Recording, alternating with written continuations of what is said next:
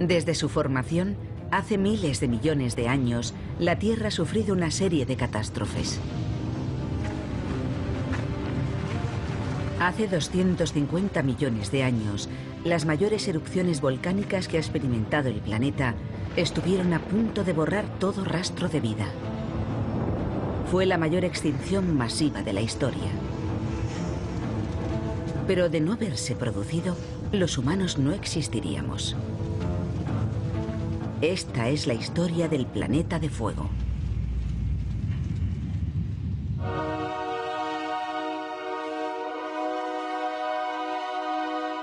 Catástrofe, planeta de fuego.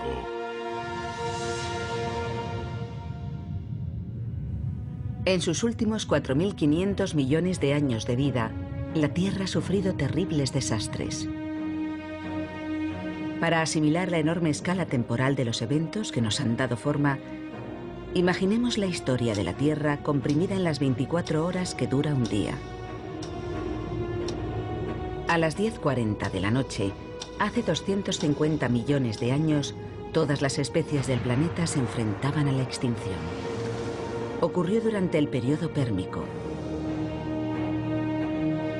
Un cataclismo desencadenó una reacción en cadena mortal que aniquiló a casi todas las especies de plantas y animales. Recibe el nombre de extinción masiva o gran mortandad y fue la mayor que sufrió nuestro planeta. El 95% de los seres vivos desapareció. Según el paleontólogo sudafricano Roger Smith, fue el momento más dramático de la historia. La extinción masiva de finales del Pérmico fue terrible. Desde la aparición de la vida, no ha habido otra que llegara a exterminar al 95% de las especies, tanto terrestres como marinas, y ocurrió en un periodo muy breve. Fue una aniquilación catastrófica que cambió el curso de la evolución. Pero los humanos estamos aquí gracias a ese 5% que sobrevivió. De no haber sido por aquellos animales que estaban preadaptados o que fueron capaces de sobrevivir a aquella gran sequía, no existiría la vida en la Tierra. ¿Pero qué ocurrió? ¿Y cómo ocurrió? Este misterio ha intrigado a los científicos desde que fueron descubiertos los primeros vestigios de la catástrofe hace casi medio siglo. Determinar cuál fue la causa de la extinción es un elemento clave para comprender la evolución de la vida en la Tierra.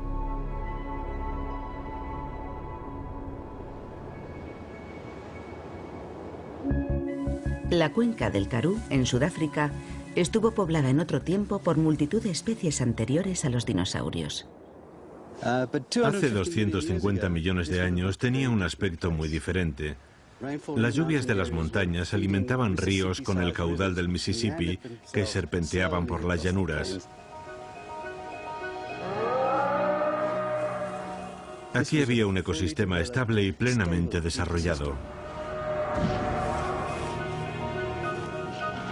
Los dictodones eran unos pequeños y abundantes herbívoros que se refugiaban entre la vegetación y vivían en madrigueras.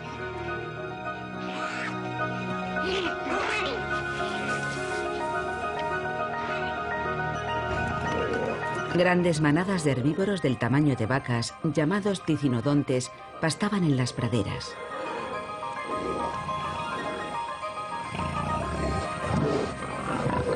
Pero un voraz asesino acechaba a las manadas.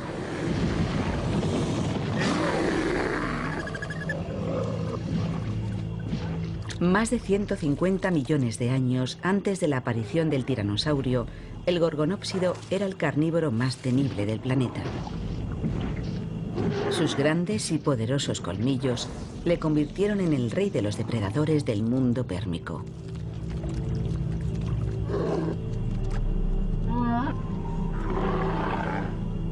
Pero todos estos animales estaban condenados. Ninguno de ellos sobrevivió a la extinción masiva. ¿Pero qué acabó con ellos?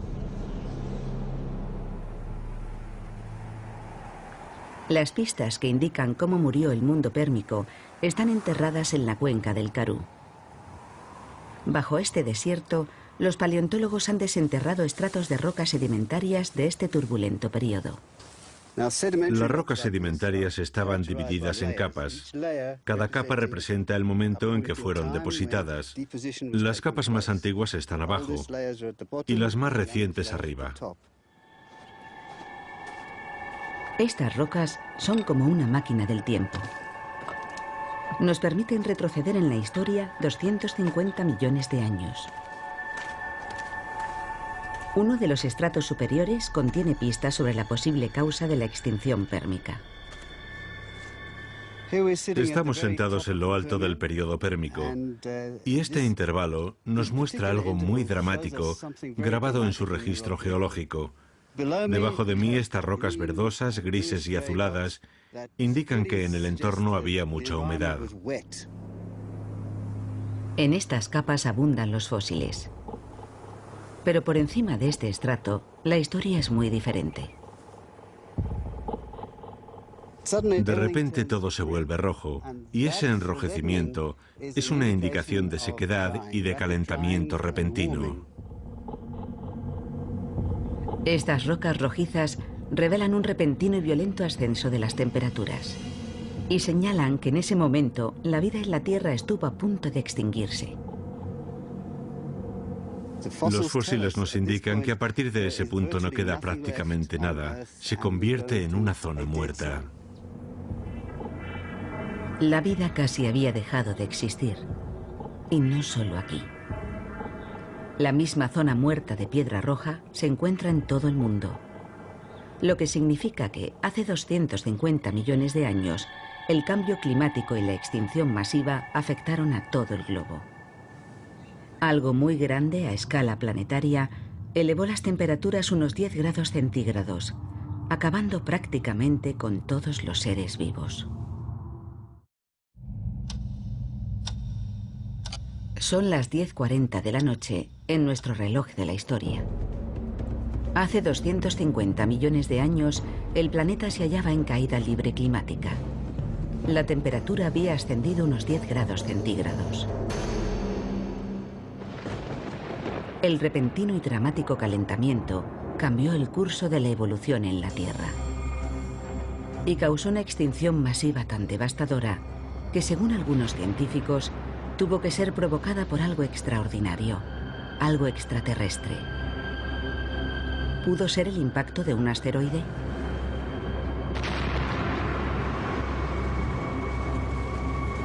Un impacto cósmico habría proyectado miles de millones de toneladas de polvo y rocas a la atmósfera, que habrían bloqueado el Sol, impidiendo el crecimiento de las plantas, haciendo descender las temperaturas y provocando el colapso de la cadena alimenticia. Una extinción provocada por el impacto de un asteroide se habría producido en tan solo unas décadas. Pero esa no es la historia que cuentan las rocas. Durante los últimos 10 años, el profesor Paul Wignall y un equipo de la Universidad de Leeds, Inglaterra, han examinado restos del periodo de la devastadora extinción masiva, recogido miles de muestras y filmado innumerables horas de vídeo en sus expediciones a Groenlandia. Las rocas confirman un periodo de cambio climático y mucho más. Registran la historia de la extinción masiva, tanto en la Tierra como en el mar, y nos ofrecen una imagen de la mortandad mucho más clara de lo que podíamos imaginar. La extinción masiva es la mayor escena del crimen de todos los tiempos en cuanto a fósiles, y Groenlandia en particular está llena de pistas. Hay una enorme cantidad de indicios que nos permiten reconstruir lo ocurrido con gran detalle. Es uno de los registros más importantes de ese periodo. Estas rocas de Groenlandia ofrecen muchos argumentos contra la teoría del impacto de un asteroide. En el caso de un impacto, la extinción habría empezado muy rápido, en cuestión de días o semanas. Todo habría muerto en cuestión de años. Y en el registro fósil debería haber una separación radical, una línea que indicara un cambio brusco. Y no es eso lo que vemos. Las rocas de Wignall indican que la extinción no se completó hasta pasados 100.000 años. Demasiado tiempo para ser el resultado del impacto de un meteorito.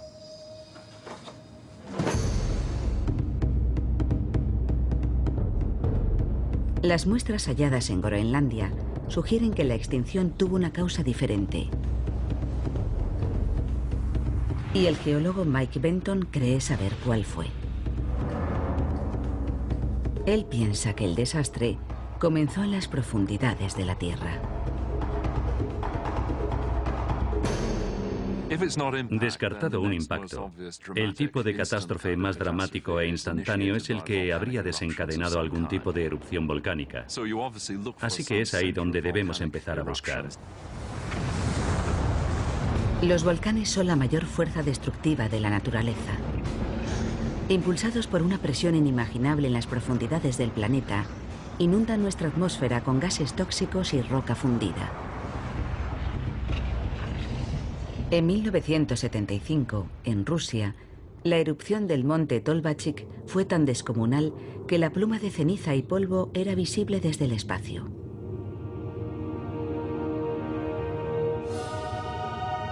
Pero las erupciones volcánicas eran mucho mayores y más violentas hace 250 millones de años, como demuestran los hallazgos encontrados en Rusia oriental. En Siberia, bajo las llanuras heladas de uno de los rincones más remotos de la Tierra, hay restos de la catástrofe que pudo haber acabado con la vida en nuestro planeta. Una vasta extensión de antiguas masas de lava que forman un sombrío paisaje conocido como las trampas siberianas. Las trampas siberianas son un fenómeno volcánico que no se da hoy en día y representan la forma de vulcanismo más extrema que ha producido la Tierra. A su lado, cualquier erupción que podamos ver en la actualidad sería insignificante. Al final del periodo pérmico, millones de kilómetros cúbicos de magma se agitaban bajo la corteza siberiana. La región entera empezó a bombarse.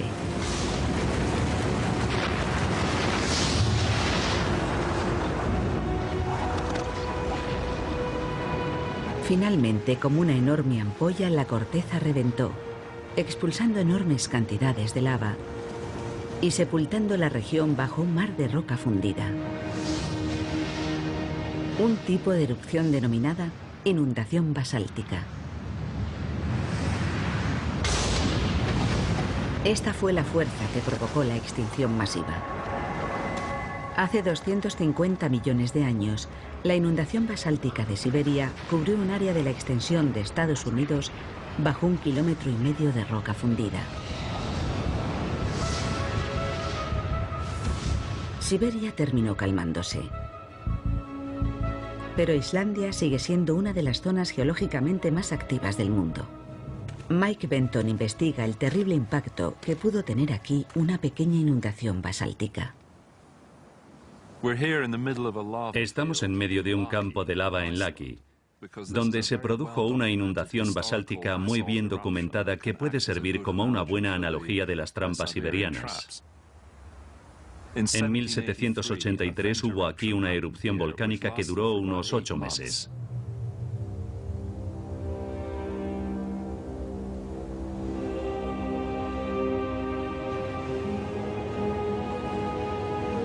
Una fisura volcánica de casi 30 kilómetros lanzó chorros de lava a 1.200 metros de altura. Fue algo insignificante comparado con las erupciones siberianas. Pero aún así, fue un desastre. Los volcanes producen lava, que mata localmente, pero también producen ceniza y gas. La lava tiene un alcance relativamente corto. Las cenizas llegan más lejos, transportadas por el aire, pero lo que realmente mata son los gases. La erupción de la fisura de Laki produjo grandes cantidades de dióxido de azufre, un gas que tiene un impacto mortal sobre el medio ambiente. Cuando se mezcla con el vapor de agua, se convierte en ácido sulfúrico y entonces cae sobre la Tierra en forma de lluvia ácida. Numerosos testimonios narran sus terribles efectos.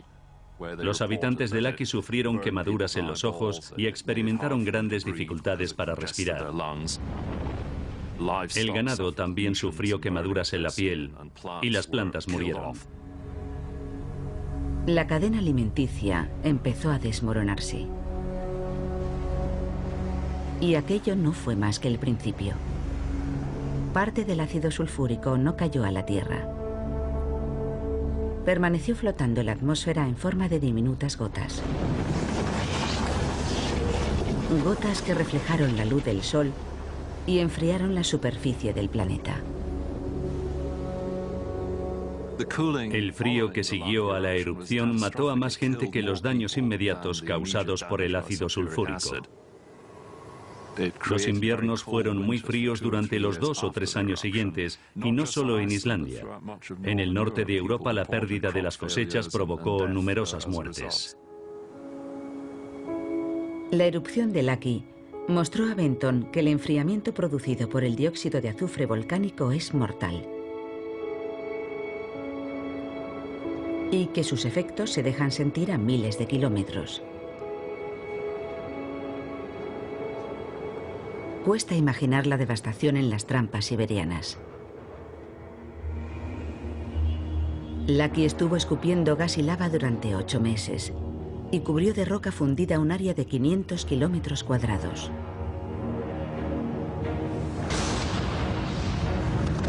La erupción de las trampas siberianas duró casi medio millón de años y cubrió de lava más de 5 millones de kilómetros cuadrados.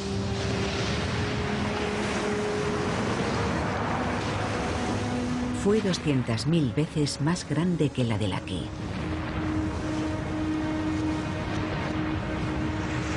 Benton ha conseguido reconstruir la cadena de eventos que convirtieron las erupciones de Siberia en un exterminador global.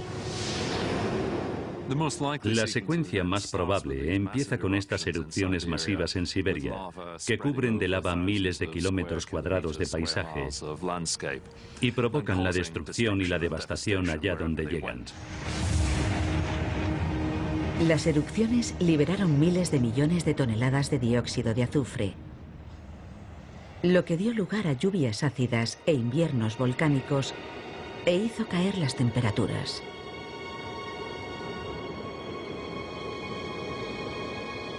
El cambio climático acabó con las plantas de todo el planeta y rompió la cadena alimenticia. Los herbívoros, como los dicinodontes, murieron de hambre. Y con ellos los carnívoros a los que servían de alimento. Un 10% de las especies desapareció. Pero esto no era más que el principio. Otro gas liberado por las trampas siberianas iba a empeorar enormemente las cosas.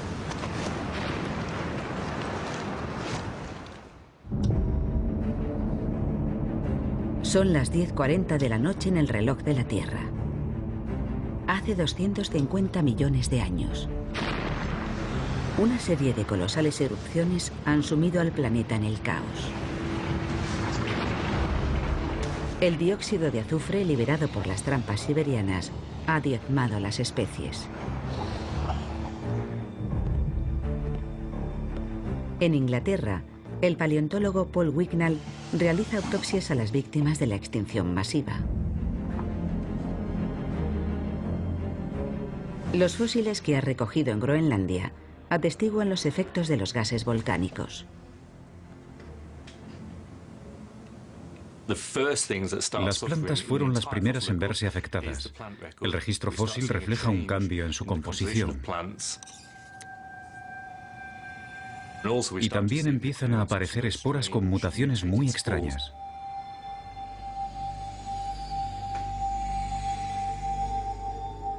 Las plantas fosilizadas muestran un mundo que lucha por adaptarse al cambio climático.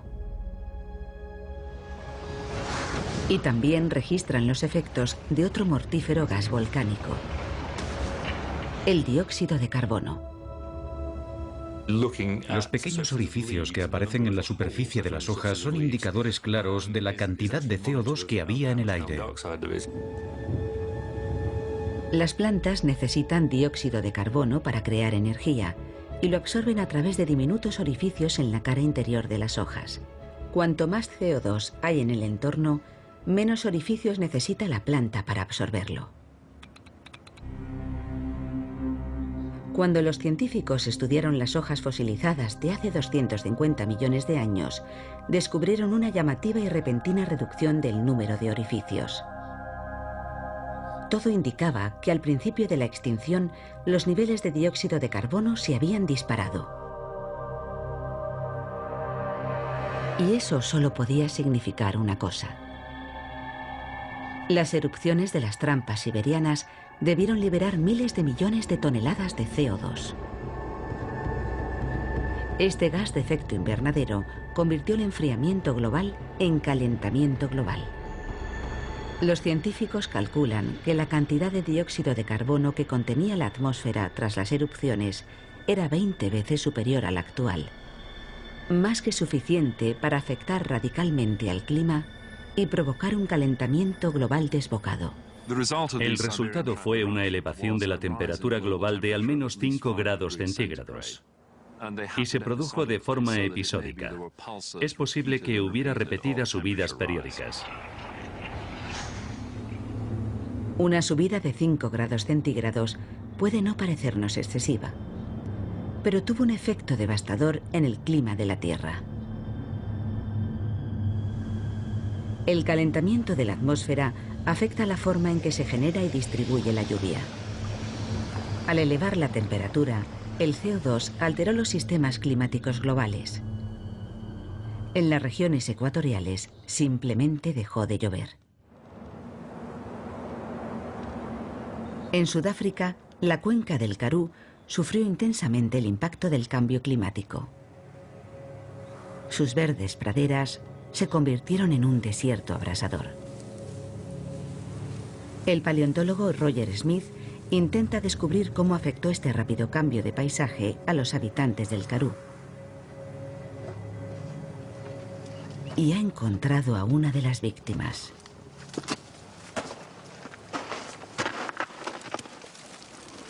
Esto es un cráneo fosilizado de Dicinodonte. Tenía el tamaño de una vaca y era uno de los últimos herbívoros del Pérmico. Y estaba a este nivel, justo por debajo de la extinción, así que tal vez representa el último estertor de los herbívoros de aquel periodo. El calentamiento global marcó un punto de inflexión evolutivo en la historia de la Tierra. Animales y plantas sucumbieron a la sequía y al hambre. Un 35% de las especies pereció. Pero los efectos de la erupción apenas habían empezado a dejarse sentir. La subida de las temperaturas desencadenó un efecto dominó y comenzó la siguiente fase de la terrible extinción. Esta vez en los océanos.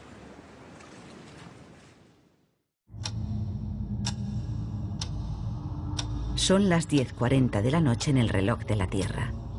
Hace 250 millones de años.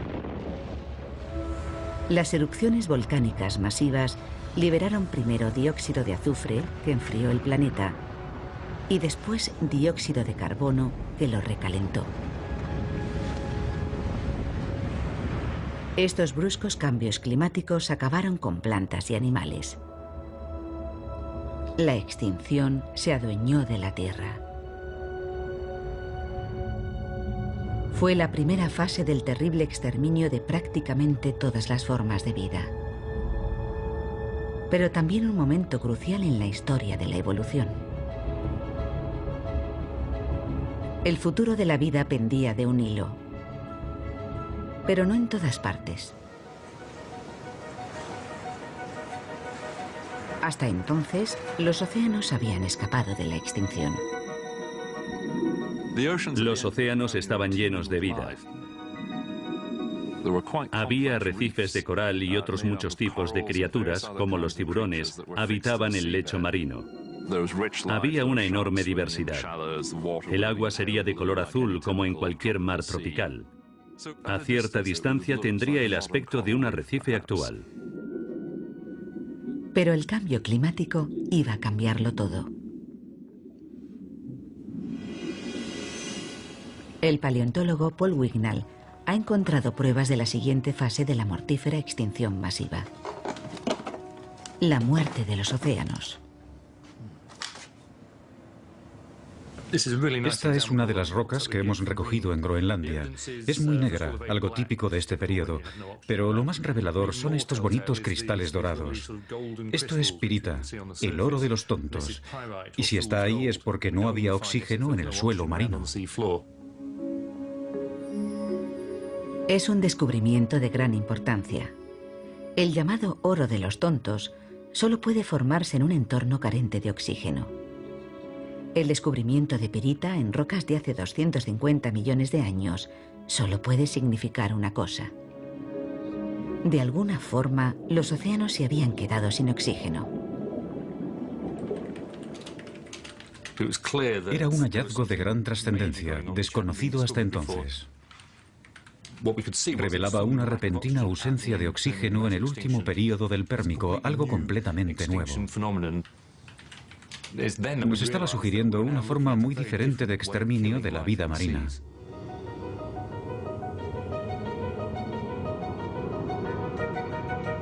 Pero un descenso en los niveles de oxígeno no bastaba para explicar la muerte de tantas especies. Un misterio que ayudó a resolver una investigación en el Parque Nacional de Green Lake, en el norte del estado de Nueva York. El geólogo marino Lee Camp ha descubierto el proceso que probablemente causó el exterminio de casi toda la vida marina hace 250 millones de años. Green Lake es como un microcosmos de lo que pudieron ser los océanos a finales del Pérmico, cuando se produjo la gran extinción masiva. Es un hábitat único, y lo que lo diferencia de la mayoría de los lagos es que en la superficie es un lago normal, pero en el fondo su agua es venenosa.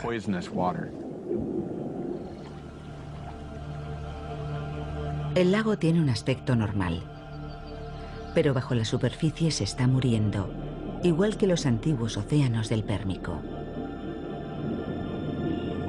El agua se está estancando y los niveles de oxígeno están descendiendo. Camp y un equipo de la Universidad de Pensilvania llevan 5 años monitorizando la lenta muerte del lago. En el fondo, han encontrado colonias de cromatiales o bacterias rojas del azufre, un organismo que solo vive en aguas ricas en un gas altamente tóxico, el sulfuro de hidrógeno. El sulfuro de hidrógeno o ácido sulfídrico es un residuo producido por bacterias que prosperan en aguas carentes de oxígeno. Cuando los niveles de oxígeno caen hasta un punto mínimo, los organismos que no toleran el oxígeno empiezan a multiplicarse y a producir un residuo, el ácido sulfídrico, que es venenoso para los seres que respiran oxígeno. El ácido sulfídrico es un ingrediente clave en la formación de la pirita. Las grandes cantidades de pirita presentes en las rocas recogidas en Groenlandia indican que el mismo proceso que se está desarrollando en este lago tuvo lugar a gran escala en los océanos pérmicos. Camp y su equipo están registrando el ascenso de los niveles de ácido sulfídrico y lo hacen controlando el crecimiento de las bacterias rojas del azufre y las variaciones de la profundidad a la que se encuentran. Saben que han encontrado bacterias cuando sacan agua rosada. El agua rosada indica la presencia de bacterias rojas del azufre. Es lo que nos indica que estos organismos han alcanzado una densidad de población considerable. Cuando hay tantos, el agua se vuelve rosada. Por debajo de esta capa tóxica, los animales que respiran oxígeno no pueden sobrevivir. Camp va registrando minuciosamente la profundidad a la que encuentra agua rosada en las diferentes zonas de Green Lake.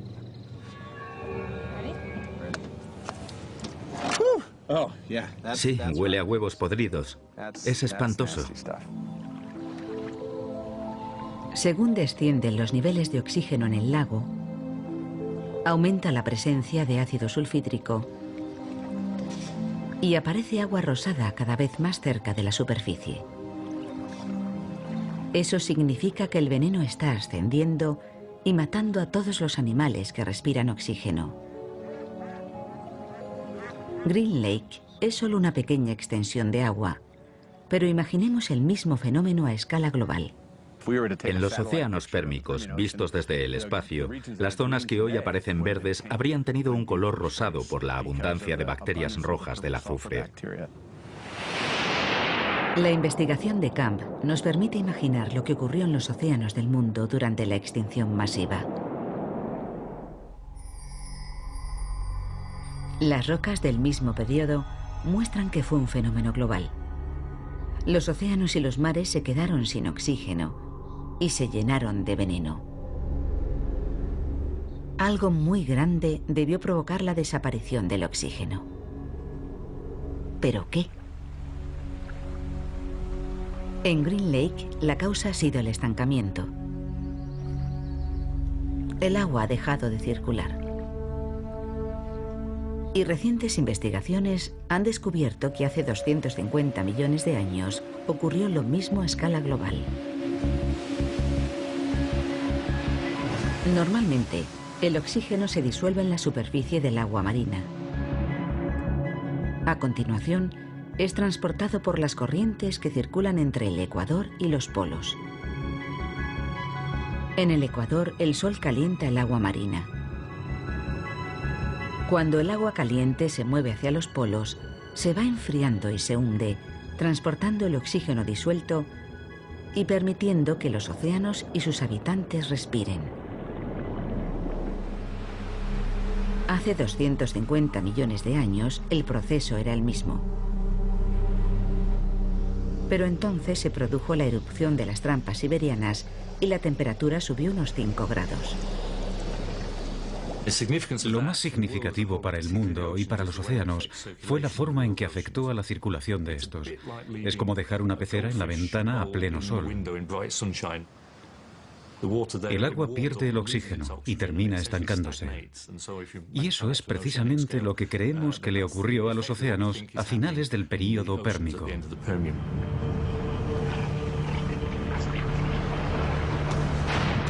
Hace 250 millones de años, el rápido calentamiento global generado por los gases volcánicos no solo elevó la temperatura de la atmósfera, también calentó los océanos. Estos dejaron de transportar el oxígeno y se estancaron, empezando a producir ácido sulfídrico y convirtiéndose en un caldo de cultivo ideal para las bacterias. Creemos que el calentamiento provocó la acumulación de ácido sulfídrico en el océano profundo. Las concentraciones de ácido llegaron a ser tan altas que terminaron invadiendo la superficie y expulsando a todos los organismos que respiraban oxígeno al arrebatarles su espacio vital.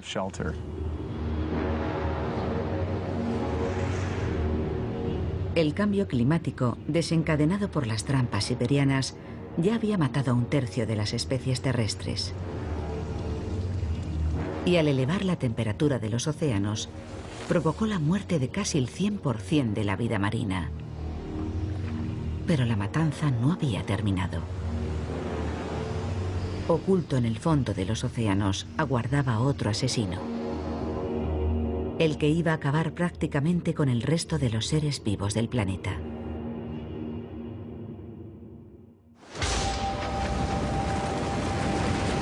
Las erupciones de las trampas siberianas habían sumido a la Tierra en el caos, cubriendo un área similar a la de Estados Unidos con una densa capa de roca fundida. Lo que puso en movimiento una cadena de eventos que estuvo a punto de acabar con todas las especies de la Tierra. El dióxido de azufre provocó lluvias ácidas e inviernos repentinos. Y a continuación, el dióxido de carbono elevó tanto la temperatura que la cadena alimenticia se colapsó. Los océanos se calentaron y los niveles de oxígeno se desplomaron. Las bacterias saturaron el agua de ácido sulfídrico. convirtiendo los mares en una zona de exterminio. Estos fenómenos acabaron con un 70% de las poblaciones vegetales y animales en tan solo 50.000 años. Pero las especies que consiguieron sobrevivir iban a recibir el golpe de gracia.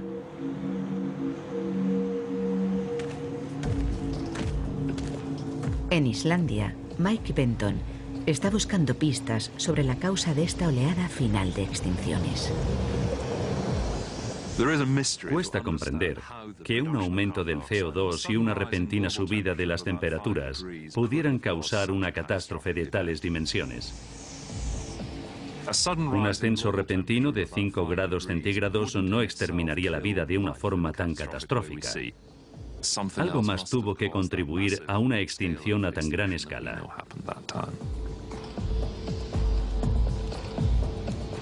Las trampas siberianas desencadenaron un calentamiento global que acabó con un gran número de especies, primero en tierra y después en el mar. Pero las temperaturas volvieron a subir, otros 5 grados.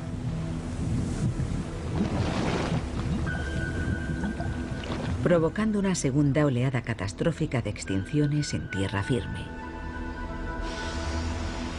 Los científicos sabían que el CO2 liberado por las trampas siberianas había provocado la primera subida global de las temperaturas, pero el segundo salto seguía siendo un misterio. Debían encontrar algo aún más fuerte, capaz de acelerar el calentamiento global a una escala sin precedentes.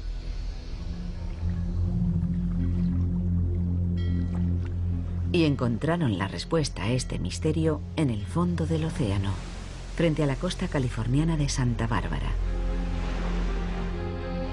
Mar adentro, a 1,5 kilómetros del litoral, el climatólogo de la Universidad de California, Ira Leifer, está monitorizando un fenómeno muy poco usual.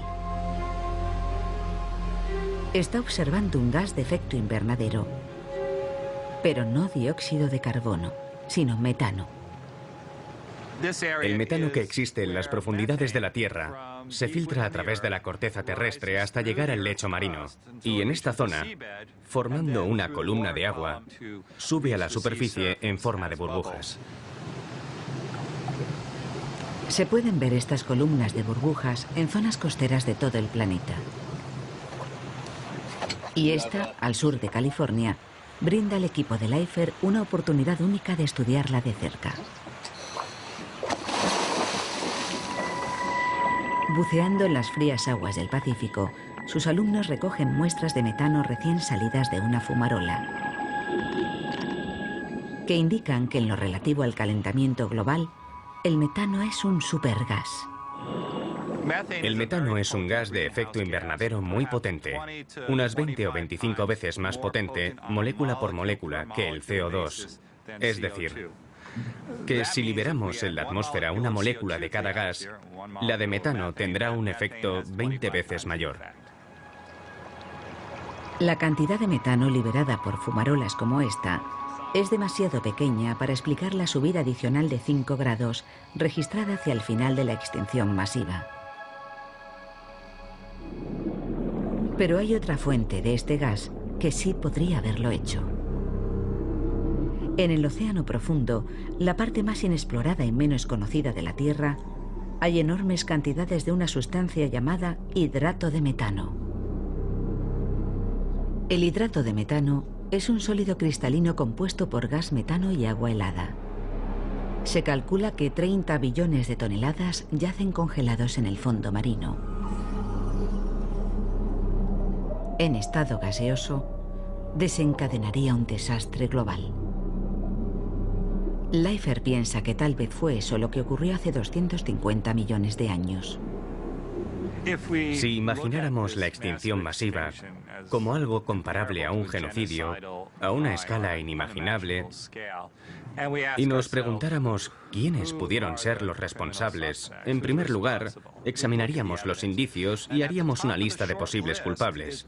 Y en el primer puesto estaría el hidrato de metano, por su gran volumen y su conocida inestabilidad. El metano congelado es ultrasensible al calor. Una pequeña elevación de la temperatura podría desestabilizarlo y provocar la liberación de este poderoso gas de efecto invernadero. Si la atmósfera se calentara, el océano también lo haría. El hidrato de metano liberaría el gas que, al calentar aún más la atmósfera, produciría un nuevo aumento de la temperatura y la liberación de más metano. Sería un ciclo constante de retroalimentación.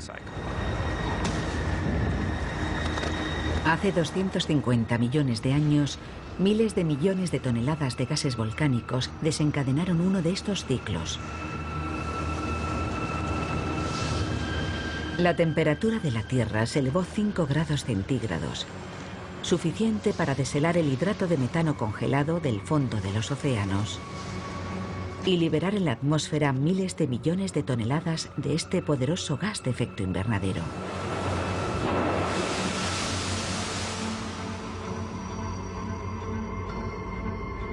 Las temperaturas se elevaron otros 5 grados. El mundo estaba 10 grados más caliente. La vida no pudo adaptarse a este repentino cambio climático. La casi totalidad de los seres vivos sucumbió. Primero murió la escasa vegetación que quedaba. Después, los pocos herbívoros supervivientes. Y con ellos, los últimos carnívoros. La cadena alimenticia no solo se había roto, prácticamente había dejado de existir. Pero a pesar de esta abrumadora serie de catástrofes, la vida evolucionó y con ella la raza humana. Debemos nuestra existencia a unos héroes de 4 patas casi desconocidos.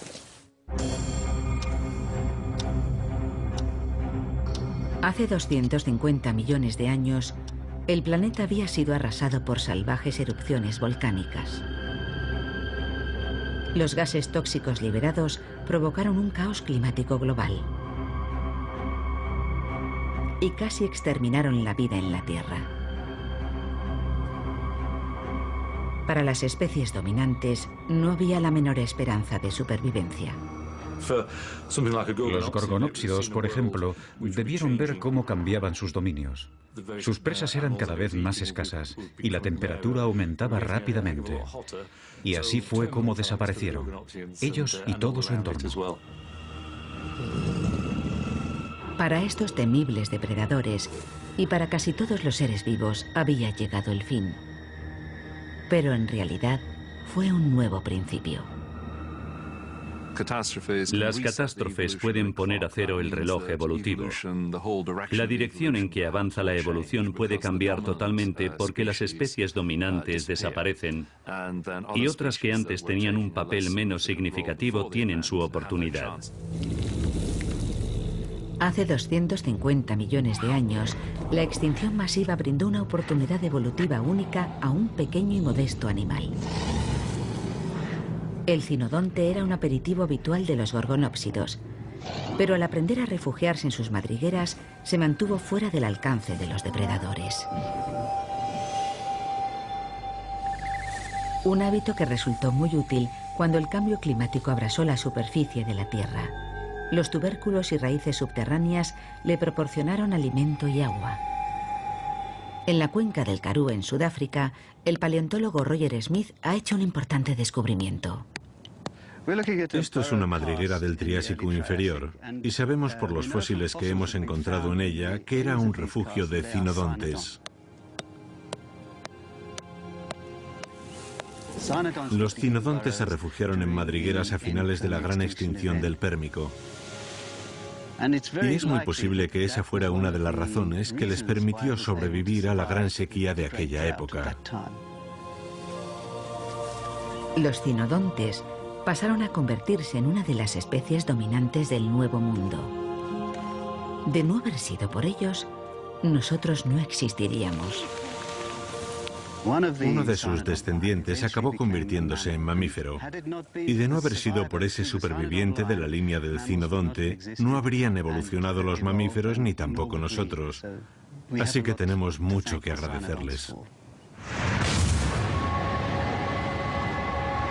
Hace 250 millones de años, la vida sufrió un golpe devastador. Sin embargo, consiguió recuperarse, creando nuevas especies y ecosistemas. Pero el mismo tipo de catástrofe que dio a nuestros antepasados su oportunidad podría volver a producirse. Erupciones como la de Laki en Islandia se producen una vez cada 20 millones de años. Las gigantescas, como la de las trampas siberianas, son aún más infrecuentes. Ocurren cada varios cientos de millones de años. Pero ocurren. Es difícil aceptar que la Tierra pueda provocar una devastación extrema y que no haya nada que nosotros, con toda nuestra tecnología, podamos hacer para impedirlo. Ante una erupción semejante a la de las trampas siberianas, es difícil calcular cuántos seres humanos podrían protegerse de ella, pero sin duda provocaría una mortandad y una destrucción terribles. Nadie estaría a salvo.